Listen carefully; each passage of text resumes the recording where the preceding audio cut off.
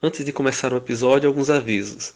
Primeiro que havia uma reunião no Conselho de Arapiraca prevista para o mês de julho, mas devido ao recesso, acabou que ela foi cancelada e a pauta vai ser acrescentada à pauta da reunião do Conselho de agosto. Por isso não vai ter um Falconcilium tratando desse tema ainda.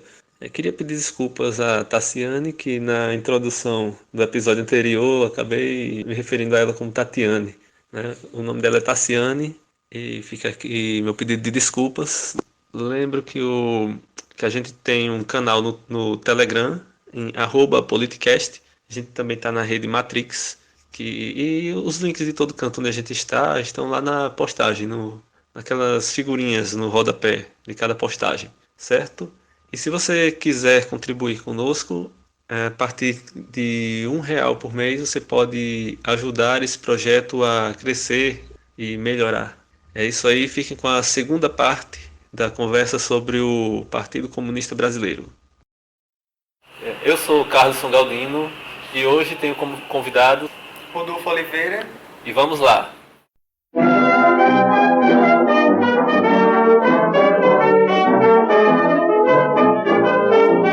Está começando o Politicast.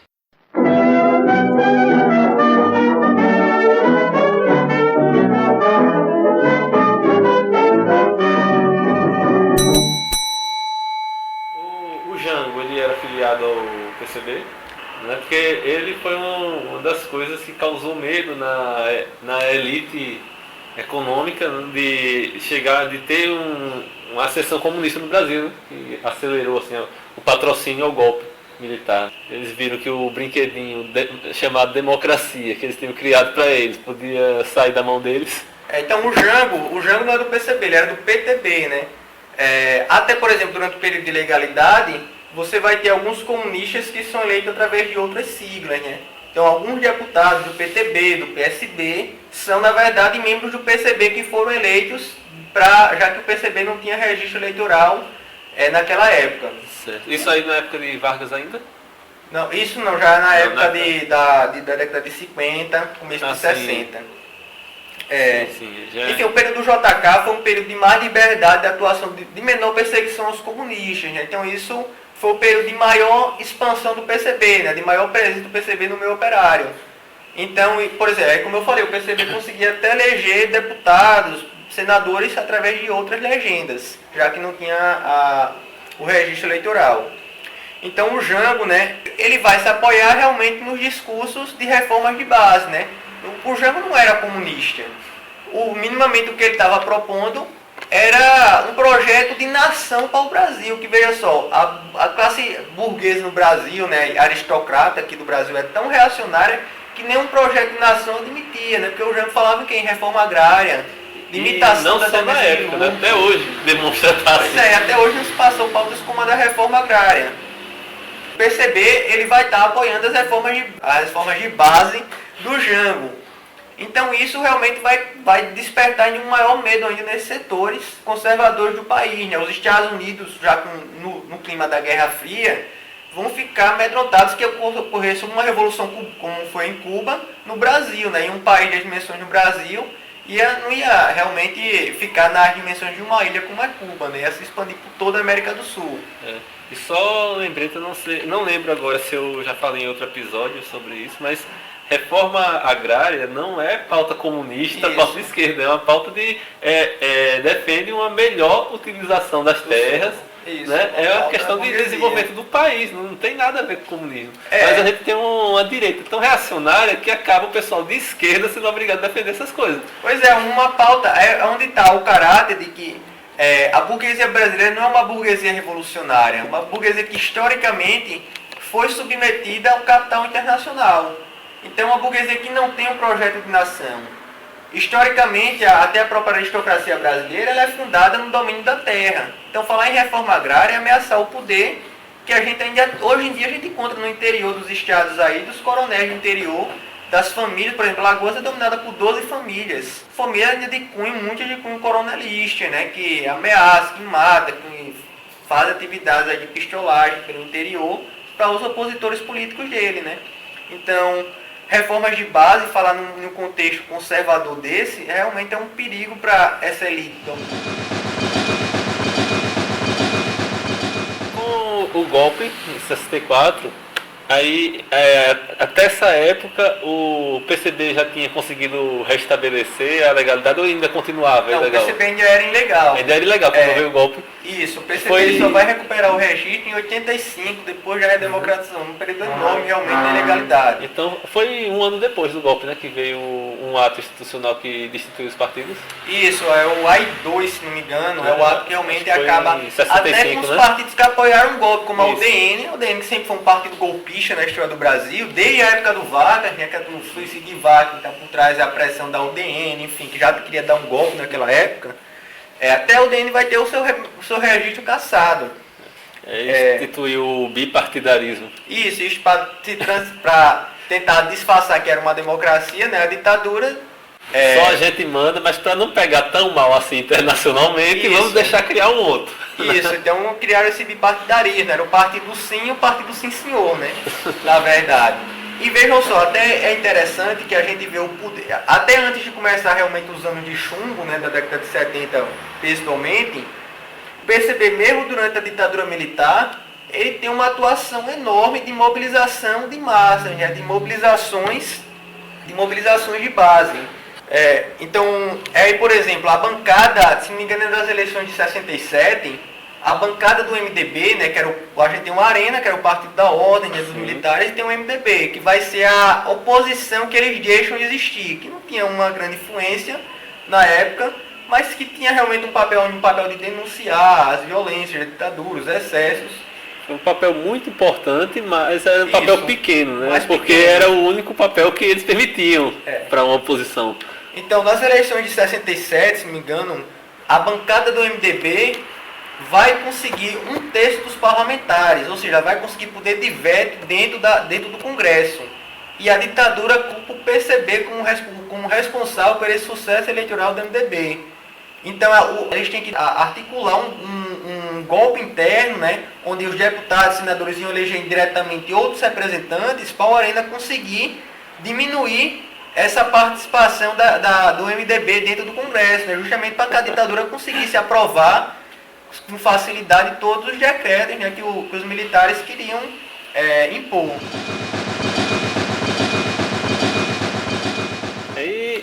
Nesse período houve articulação do PCB dentro do MDB de alguma forma, né, de tentar somar, mas as principais lutas foram por fora, foram no mundo real, né, não político. Isso.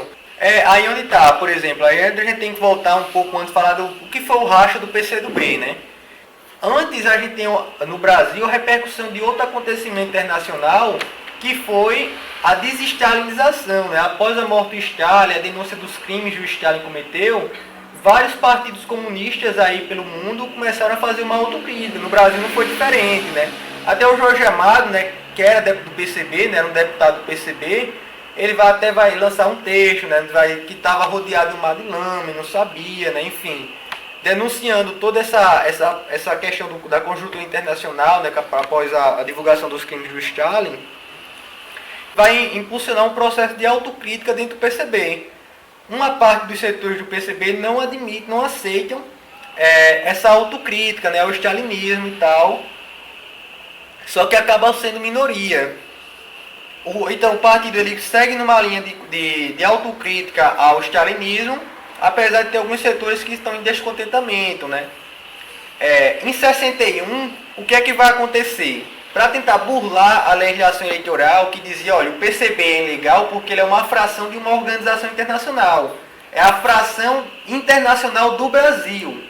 Então, o que é que o PCB da época faz em 61, né, após o Congresso, que houve em 60, onde a linha que tiraram esse grupo dissidente que já vinha contestando essa crítica ao Stalin, né, que não devia ter feito, foi minoria. Após o Congresso de 60, o que é que o PCB vai fazer? Olha, vamos então entregar um novo estatuto, né, à Justiça Eleitoral, onde altera o nome, né? Se o problema era o do Brasil, né, era uma fração internacional do Brasil, o PCB vai fazer o quê? Vai mudar a sigla, mudar o nome, vai ser Partido Comunista Brasileiro, né? Mantém a sigla PCB, só que tira o do, né? Em vez de ser do Brasil brasileiro. Aí, quando esses setores aproveitam, né, lançam a carta dos 100, né?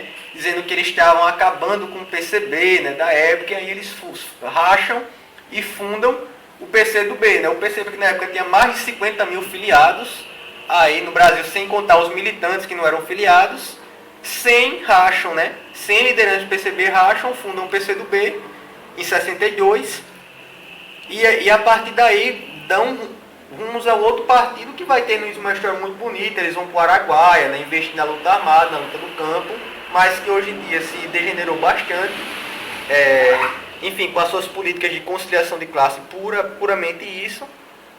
E o PCB, durante a ditadura militar, né, o Partido Comunista Brasileiro durante a ditadura, ele não vai optar pelo caminho da luta armada. Você vai ter alguns setores também do PCB que acreditavam que deviam fazer isso, como Marighella, né? Só que o Marighella, quando ele sai do PCB, ele não vai fundar outro partido. Ele funda a ALN, né? Aliança Libertadora Nacional, que não é um partido, é um movimento de cunho para combater realmente a ditadura militar aqui no Brasil. O PCB, diferentemente de outros partidos, ele faz uma autocrítica interna a todos os acontecimentos, a todos os erros históricos e também acertos, né, que ele cometeu durante o seu percurso histórico. E, por exemplo, nessa época da ditadura militar, a gente avalia, olha, que investir na mobilização de massa, na luta pela democratização, não foi um erro, porque o Brasil não tinha contexto de ir para uma luta armada. A gente não tinha um apoio massivo. A gente tinha nessa época até generais que eram comunistas, como o Nelson Werneck Sodré, que era um brigadeiro do exército e era do PCB. Só que mesmo numa conjuntura dessas, o partido avaliava, a gente não tem condição de ir para a luta armada. E, por exemplo, durante a ditadura militar, todas as cartilhas anticomunistas que a ditadura lançava, ela se referia, fazia menção sempre ao PCB. O PCdoB estava lá no Araguaia, na luta armada, ela nem citava. Porque realmente o impacto que o PCB tinha no movimento operário para derrubar a ditadura, causar toda a estabilidade dentro da ditadura, foi realmente enorme. Então, nessa época da ditadura militar, o PCB investiu na mobilização de base, na mobilização para lutar pela democratização, denúncia da ditadura. E foi uma política, por exemplo, quando a ditadura estava chegando já aos fins, né, que o milagre econômico não dá certo, a condição para a abertura democrática era desarticular o PCB. Então, realmente, os anos de chumbo, a perseguição, a morte, o PCB tem um terço do comitê central dele morto, que até hoje muitos dirigentes nunca foram encontrados nem os corpos. Então, foi realmente uma tentativa de evitar que os comunistas voltassem com força. Por exemplo, enquanto o PT, que vai surgir no movimento operário na década de 80, vai ter um registro eleitoral em 82, o registro eleitoral do PCB só foi concedido em 85, justamente para não ocupar um vácuo político que outros partidos da ordem começaram a foi já no fim da festa mesmo. Certo, ele foi fundado, ele já tinha estrutura, ele mantinha ainda parte das estruturas antigas ou ele já estava desarticulado em termos de infraestrutura pelo país? Isso, a ditadura refazer, né? A ditadura teve um baque enorme para a organização do PCB, né? Até a gente vai ter, ainda tem a fragilidade teórica do PCB na época. Onde, como eu falei, a gente sempre avalia, faz autocrítica aos erros históricos que a gente cometeu, né? Os acertos também. Mas o que é que as lideranças do PCB, parte delas que voltaram, né, ao país depois da anistia, o que é que elas avaliaram? Olha, se a gente for pressionar a ditadura agora, ela vai voltar mais forte. Então, a gente tem que tomar cuidado. Enquanto isso, o PT focou em pegar todo o descontentamento social e investir nisso, né? Ganhou espaço. Era uma sigla nova, né? Então não representava uma ameaça tão assustadora para os militares. Isso. Se fosse o PCB fazendo a mesma coisa, talvez a reação tivesse sido diferente. Né? Só que aí as lideranças do PCB avaliaram dessa forma e acabou que a gente perdeu um vácuo enorme para o PT, né? E para completar, a gente vai ter dissidências internas que vão sofrendo uma pressão ainda maior, um outro acontecimento internacional que foi a queda do Muro de Berlim e depois o fim da URSS 91, né? Isso devastou o movimento comunista em todo o mundo. No Brasil não foi diferente, né? Então até aquela avaliação, ainda existe possibilidade de uma revolução, de comunismo, isso é possível. É até onde vai aquelas teorias do fim da história, né? Enfim, de que o capitalismo venceu, não existe mais alternativa. E isso vai repercutir aqui, né? Então a gente vai ter alguns setores do PCB que vão, olha, o comunismo não tem mais perspectiva disso, vamos tentar fundar um outro partido com uma cara mais social, adequada aos novos tempos. Estou até constrangido de usar esse nome fora de moda no nome do meu partido, né? Nessa então, ideia. Pois é, a ideia era essa mesmo. Então esses setores do partido vão chamar um congresso, até um congresso ilegal, onde até quem não era militante do partido votava. Tem dentro da, por exemplo, tem alguns ilegal vídeos históricos. Pelas regras do estatuto do partido. É um congresso ilegal, na verdade, como eu falei, porque, por exemplo, elegia delegado para o congresso em GT de discussão. Por exemplo, montava um grupo de discussão, chamava, elegiam ali até quem não era militante, quem não era filiado ao partido. Por exemplo, durante a denúncia desse congresso, a gente tem alguns dirigentes históricos desse processo de reconstrução do PCB que a gente vai ter, que olha, que vão dizer, no caso do Ivan Pinheiro, que vão dizer que olha, nem eleição de síndico de prédio, quem não é do prédio vota, quanto mais em eleição de um partido comunista. Complicado. Então, pois é, aqui a gente... E logo um partido ideológico, né? Assim, deve ser comunista, mas que tem uma linha ideológica firme. Exatamente. Vai botar gente que não tem formação naquilo, que não tem. Que às vezes até são contrários àquilo para poder tomar decisão. Exatamente. A gente vai ter aqui no país, aliás, dentro do PCB, os setores que vão tentar realmente fazer esse golpe interno para acabar com o PCB. Aqui em Alagoas, inclusive, nesses dias a gente encontrou algumas pessoas que não eram do PCB e que foram para esse congresso com passagem pagada, né, por esses setores, isso, por esse setor do PCB, só com o objetivo de votar lá nas teses que esse grupo ia dizer para votar. Foi uma articulação nacional para tentar desmontar. Para tentar fazer o desmonte do PCB. Então, esses setores fazem esse congresso, né, totalmente ilegal, onde várias militantes de outras organizações, de outros partidos foram lá participar do congresso. Há esse processo de denúncia, onde uma parte dos PCBs não reconhece o congresso, se retiram e fazem outro congresso em praça pública, né, onde votam pela manutenção do PCB, só que esse grupo continua o congresso que tinham dado início e vota pela extinção do PCB e fundação de uma nova sigla, né, que é o PPS hoje. Né? O PPS, né, o Partido Popular Socialista, surgiu de um processo de golpista, né, um processo oportunista interno dentro do PCB. E se a gente for olhar o que é o PPS hoje, é um partido indecente mesmo. Tem aquela assim, PPS, um partido decente, não é, esse slogan aí é pura baboseira, né? O PPS hoje é um dos partidos que a gente tem mais alinhamento à ordem. É um dos partidos que há alguns anos divulgaram os partidos que mais receberam dinheiro de empreiteiros. O PPS é o partido que mais recebeu dinheiro, até mesmo ganhando de democrata, de PSDB. Então realmente é um partido que não tinha nada de socialista, né? É decência em 9 línguas, né? Pois é. Então além de toda a perseguição da ditadura militar, o PCB vai ter outro golpe interno que vai ser esse, só que a Justiça Eleitoral vai reconhecer esse Congresso. Então toda a estrutura partidária, todas as sedes, todos os carros de som, tudo vai para a mão do PPS. Tudo que é do PCB vai acabar indo para a posse do PPS. Né? Então o PCB começa uma organização do zero. Né? Se não me engano, tem alguns camaradas que falam que a única sede que sobrou do PCB foi a do Amazonas, porque era a casa de um camarada. Não era uma sede própria. Não conseguiram levar, né? Pois é. De Minas Gerais, né? Cita isso. Isso. É como dizem, né? Quando a coisa começa torta, não tem como dar certo, né?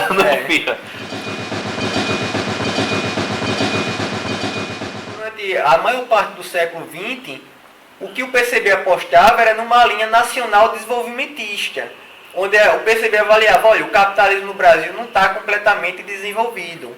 Então a gente tem que desenvolver o capitalismo no Brasil para só então ter condições de fazer uma evolução. Então vamos nos aliar aos setores progressistas da burguesia.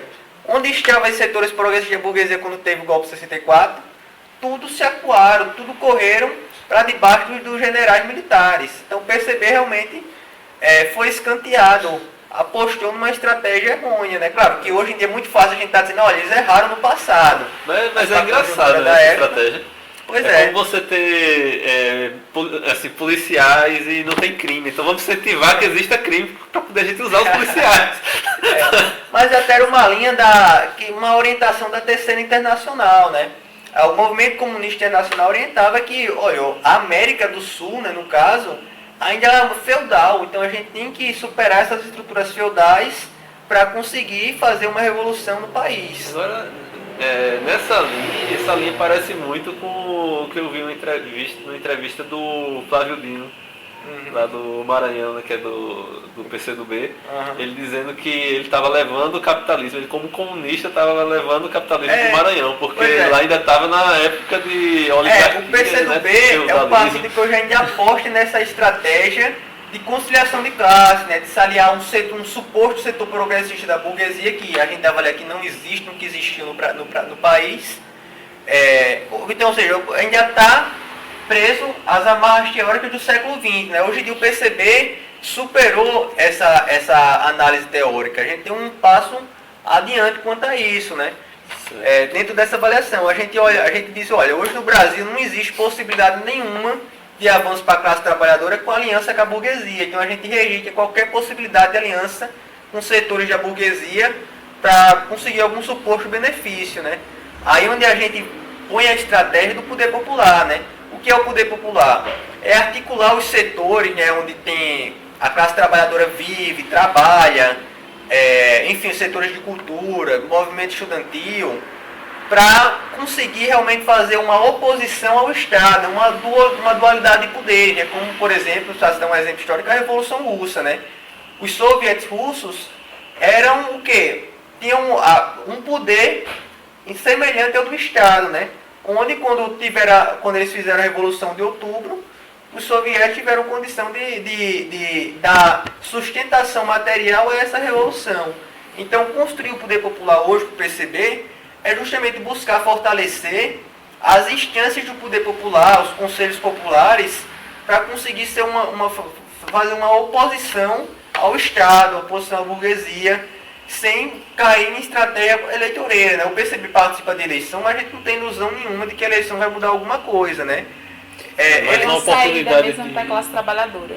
Mas uma oportunidade de marketing, né, dos ideais. Exatamente. Do que realmente uma intenção de transformar o sistema por dentro, né, que é o que o pessoal tenta fazer durante por a aí. eleição, eu acredito que a população está mais aberta a falar de política. Então, nada mais importante do que a gente aproveitar esse espaço para estar lá com um discurso diferente. Né? A gente tem até tempo na TV e no rádio, né, de 30 segundos, 1 minuto, às vezes, para divulgar. Tinha, né? Porque com essa reforma... E agora não tem mais, né? Mas enfim. Resumindo, a história recente do PCB das últimas décadas, né? O Pois PCB perdeu a penetração, né, na sociedade, a capilaridade para o PT no início dos anos 80. Na metade dos anos 80 perdeu, ou foi no final, né? Isso. Ou foi em 90. 90 perdeu a infraestrutura para o PPS Também. e está se recuperando agora.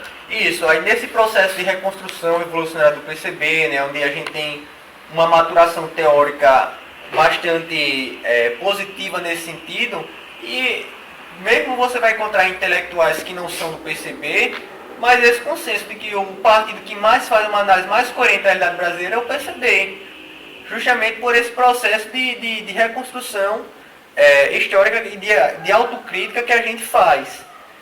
Principalmente a partir de 2005, o PCB vem passado por esse crescimento qualitativo, né, onde a gente não quer crescer só em quantidade, a gente quer crescer primeiramente em qualidade. Então, a gente hoje é um partido de quadros. O que significa isso? A gente formar um militante que, onde ele estiver, ele vai se tornar uma referência de atuação, seja no movimento estudantil, no movimento operário, tem a perspectiva da gente se massificar. Mas a gente não é um partido de massa, por exemplo, como o PT, que sai filiando todo mundo aí. Quem quer se filiar ao PT, vai lá e se filia. Faz o diretório municipal do PT e se filia. No PCB, não. Quem entra no PCB não se filia, entra como militante. Só é filiado dentro do PCB aquele camarada que a gente sabe que não é oportunista, que não está no partido puramente para concorrer a uma eleição e que o partido avalia, não, vamos filiar. Então é até onde o PCB diferencia. A filiação tem um puramente jurídico, para atender uma burocracia da justiça eleitoral. Mas quem não tem proeminência nenhuma em relação a quem não é filiado, né? Todo mundo é militante dentro do PCB e dentro dessa perspectiva, né? De crescer qualitativamente. Resumindo a ideologia do partido, porque é uma coisa que a gente vai falar mais pra frente em outro episódio, outra pauta, né, sobre comunismo especificamente, mas o comunismo tem várias vertentes, né, internas. A esquerda, de modo geral, tem várias vertentes. Isso. Que acabam se criando. Aí como seria classificado o PCB na posição ideológica dentro dessas vertentes comunistas? Tem um alinhamento específico? Pois várias vertentes aí de movimentos socialistas. Você vai ter, por exemplo, dentro da esquerda trotskista, você vai ter os morenistas, né? Morenistas, né? Isso, que segue ali no Rio Moreno, né? Enfim, por exemplo, o PSTU segue bastante essa linha, né? Teórica.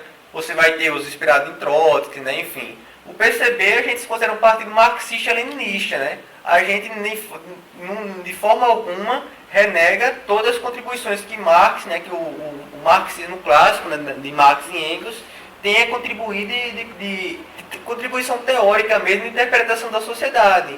E leninista porque a gente vai buscar em Lenin, né, os princípios políticos organizativos, né, do centralismo democrático, né, que a gente pode explicar depois o que significa, que é a nossa forma de organização dentro de um partido. Mas o PCB não rejeita outras contribuições teóricas. Então, dentro do PCB você vai encontrar lukácsianos, gramscianos, trotskistas, alguns stalinistas, né? Porque o PCB ainda tem liberais econômicos. Não, e aí também não. É demais. Mas, enfim, dentro do PCB você tem uma visão de que o PCB é um partido de velhinhos stalinistas. Não é. O PCB não tem essa oposição trotskistas e stalinistas. Então a gente vai levar em consideração as contribuições de vários teóricos, né? E o que significaram dentro da história do movimento comunista internacional. Mas a gente também faz uma crítica à stalinização da União Soviética. Enfim, a gente é um partido que não rejeita as nossas bases teóricas do marxismo-leninismo, mas que aceita as contribuições que outros teóricos da linha marxista tem a contribuir, né? Então seria talvez um comunismo de raiz, né? A gente justamente por os problemas que vieram do stalinismo, né, do engessamento do marxismo pelo mundo, né, a gente prefere resgatar a base, né, do marxismo, né, o que tem de melhor do marxismo, que é justamente a interpretação da realidade de acordo com o que ela é. Então isso é algo que a gente vai buscar no próprio Marx mesmo, justamente para não seguir uma linha engessada, ortodoxa, né, no sentido de falando de burocrático mesmo, de marxismo. Certo, e eu acho que é bom falar agora mesmo, né, sobre centralismo democrático. Eu acho que é um momento bom. Então, o centralismo democrático só deve ter ficado curioso do que ouviu. Pois é, o que é o centralismo democrático, né? É uma prática em que a gente não permite a existência de tendências dentro do partido. O PCB não é um partido de tendências, como por exemplo é o PT, é o PSOL, onde a gente tem várias correntes internas disputando a linha do partido. Isso Lenin já no início do século XX já denunciava que tendência dentro de um partido só vai favorecer a burguesia quando a correlação de força está favorável mais à direita do que à esquerda.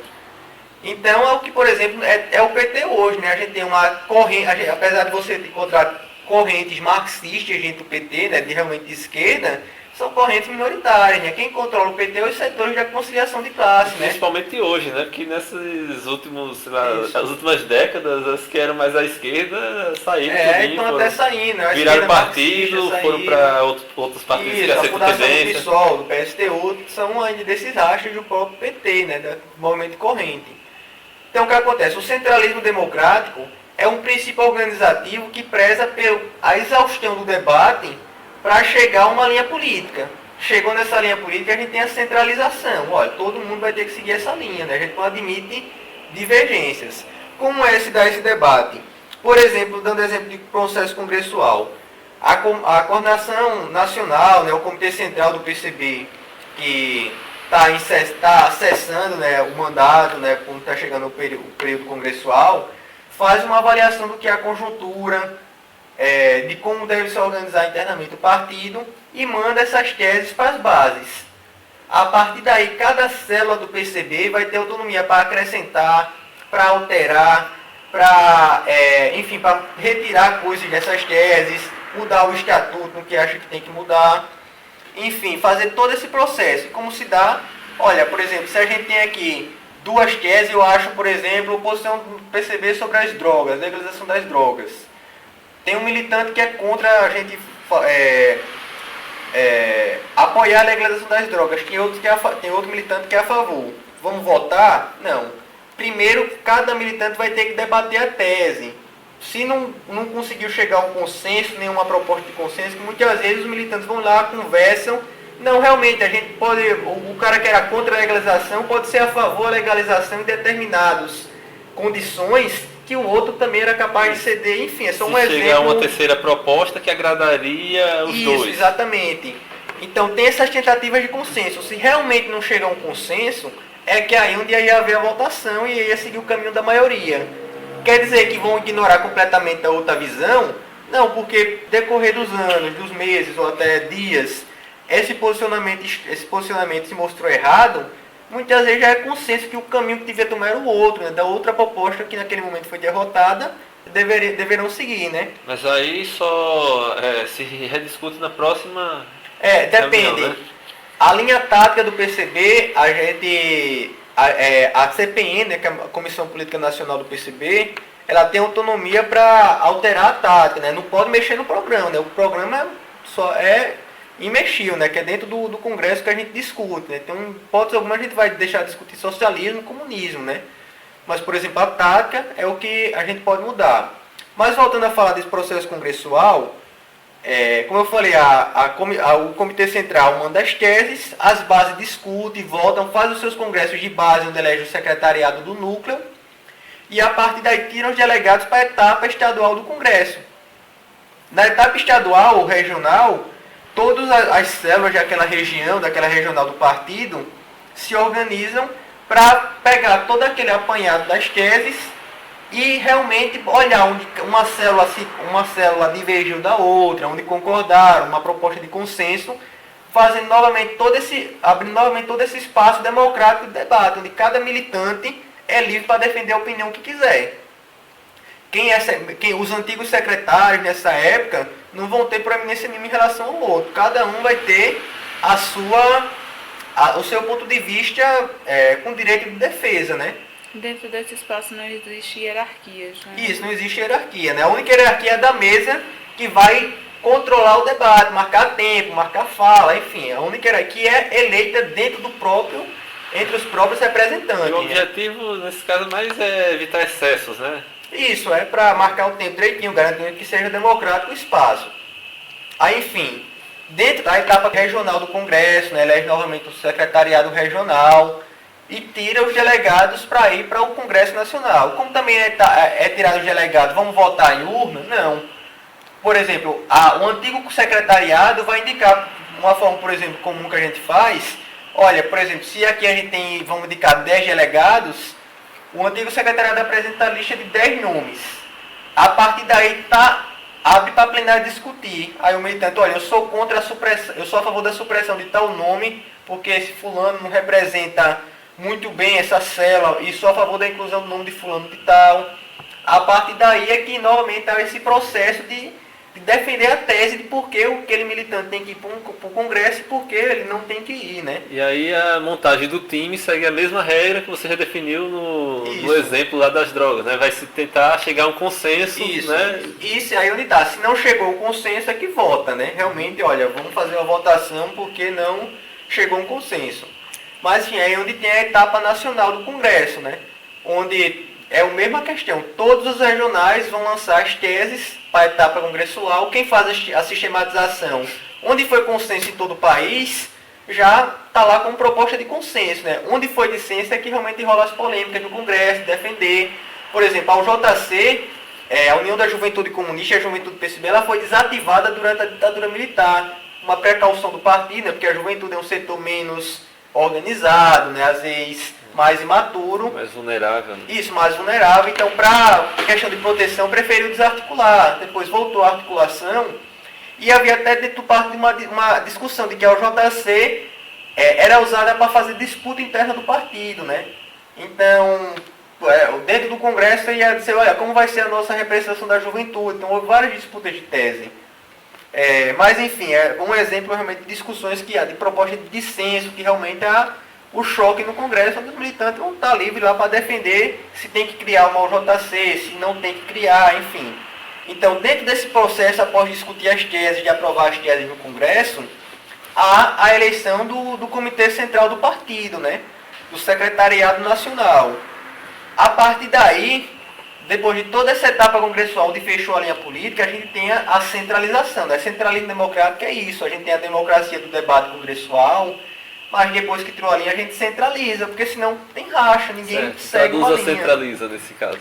Centraliza por exemplo, se a gente definiu, por exemplo, vai apoiar a política de legalização das drogas, o posicionamento político, público de um militante do partido tem que ser seguindo essa linha, né? Nada impede. Nessa linha, né? Pois a gente não vai obrigar o cara a seguir Botar um boné com uma folha de maconha estampado e sair exatamente defendendo. Só que aí publicamente ele não vai poder dizer que representa o PCB e que é contra as drogas. Não, ele vai ter que se resguardar por uma posição política nesse sentido. Isso é um negócio bem feio. E novamente no próximo congresso, se ele achar que ainda é pertinente, ele pode colocar a tese novamente que o PCB deve ser contra a legalização das drogas. Por exemplo, numa hipótese aí que a gente está usando de exemplo. Mas a pessoa, o militante, pode se posicionar com ressalva de que é uma posição pessoal e que é contrária ao partido? Depende. Internamente. Não, internamente. Só internamente. Publicamente não. Por exemplo, às vezes... dizer, a posição do partido é de apoio às drogas. Isso. Agora, eu pessoalmente não acho... Aí até onde a gente discute quem é que manifesta publicamente a posição do partido. É os dirigentes do partido. Como eu falei, no processo congressual a gente elege um comitê central, assim como o comitê regional e um comitê de núcleo, né, o secretariado do núcleo. O compromisso do comitê central que foi eleito é com o Congresso que elegeu, com as teses que o elegeram. Então eles vão ter que responder, inclusive, ao próximo Congresso, a linha política que o comitê dirigente aplicou durante esses 4 anos de intervalo congressual. Até mesmo por respeitar todo esse processo democrático, onde todo militante teve a abertura para falar o que pensava, para defender a proposta que pensava, e chegou nessa proposta de consenso e elegeu o secretariado, por respeitar todo esse período, esse processo democrático do Congresso, a gente tem que entender que o secretariado que foi eleito tem esse compromisso de aplicar a linha do partido, né? Então, realmente, quem pode falar publicamente a linha do partido é algum membro do secretariado, né? Seja do núcleo, para falar em linha política local, nacional, ou estadual, né? Enfim. Um exemplo mais claro disso, que eu lembro, foi ligado ao PSOL, na eleição que o Plínio concorreu à presidência. Que perguntaram a ele qual era o posicionamento sobre aborto, legalização do aborto. Aí ele disse, eu estou sendo candidato à presidência representando uma tese do grupo político, a posição do grupo é de ser favorável à legalização do aborto. Embora eu pessoalmente não ache que é uma boa ideia, mas eu vou chegar lá para defender o que o grupo exatamente. Aí se posicionar desse jeito, no caso do PCB, seria adequado, só como exemplo? Não, esse tipo de posicionamento a gente não vê tanto problema, né? Depende também do que da conjuntura, né? Porque até lá, como o próprio exemplo que você falou, ele está defendendo as teses do partido, né? O que ele vai defender vai ser isso. Mas a gente mantém a liberdade individual do militante. Por exemplo, por acaso o PCB defendesse que não é um partido religioso, não vai adotar nenhuma religião, né? Um partido comunista com religião, não vai proibir o militante de ter a religião dele, né? O PCB é um partido laico, mas que não vai impedir que os seus militantes tenham a sua religião, né? Um direito individual que a gente preza. Mas, como eu falei, publicamente e politicamente, as teses que o militante defende é as teses do partido, né? Porque não faz sentido você estar em um coletivo se você vai seguir a sua opinião individual, né? Se você não tem minimamente um consenso com aquele coletivo, por que você está nele? Às vezes nem se interessou em saber qual a posição do coletivo. Pois é. Então é por isso, o compromisso, como eu falei, do comitê dirigente do PCB é com o Congresso, não é com a base. Por exemplo, às vezes surge durante o processo congressual, que é a cada 4 anos, surge um novo base do PCB no intervalo. A base vai seguir a linha que quer, porque não passa por aquele Congresso. Não, ela tem que respeitar as decisões que foram tomadas, mas claro, vai ser livre para no próximo Congresso tentar botar a contradição de algum erro que achou dentro da linha do PCB. Então é justamente isso que significa centralismo democrático, né? A gente discute, deixa o debate o mais amplo possível, né, para contemplar todas as posições, mas a partir do momento que tirou uma linha, a gente vai ter que seguir aquela linha, né? Porque isso, dentro da história do PCB, foi fundamental para manter a unidade, por exemplo, nos períodos de perseguição da ditadura de Vargas, ditadura militar. Por exemplo, é um militante ter o centralismo, né, o compromisso de militância, né, de, por exemplo, sair a pé, de carro, na ilegalidade de um canto a outro do país para levar mensagens do Comitê Central para aquela base. Isso é um princípio do leninismo, né? Se você olhar outros partidos comunistas, se organizavam dessa forma, né? Em períodos de guerra devastadores, como por exemplo no Vietnã, né?